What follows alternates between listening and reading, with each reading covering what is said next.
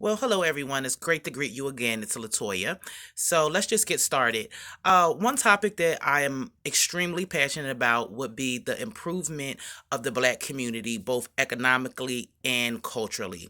My personal experience with this being a Black American, I always sort of feel ostracized or persecuted just because I was Black. And that is something that is a cultural phenomenon at this point. But living this life, I found out that it wasn't necessarily the fact that I was Black or anyone was ostracizing me. It was the fact that I lacked confidence and the willingness to try because I felt that I was, finished before I even started. There was a narrative that is quite plentiful that you can't, do much coming from, the inner city or the Black community because there's always willing to stand in your way. Once I shed that narrative out of my life, I found out that I have a lot of opportunities before me, and all the opportunities that, I left by the wayside, I should have took advantage of them, and I could have been in a better place at this point in my life. But because I decided to take my life, by the horns and say, forget what I've been taught, that, I can't do this or I can't do that because I'm Black.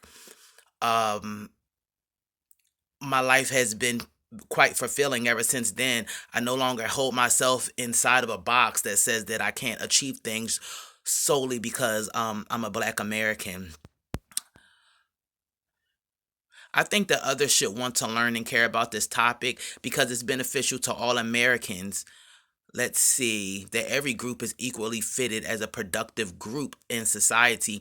Unfortunately, as a Black American, I'm part of a group that has gross numbers of let's see, violent crime and impoverishment and out of wedlock birth rates and just everything that you can think of that just is not so great, but it's interesting because it makes you wonder, where did all of this stuff derive from, or where did it come from? The single most interesting aspect of this topic is that Black Americans actually did so much better economically and socially for the first 100 years after slavery. And I think it has everything to do with the cultural influence, because at the time we were big on marriage, we were big on education, and we were big on responsibility.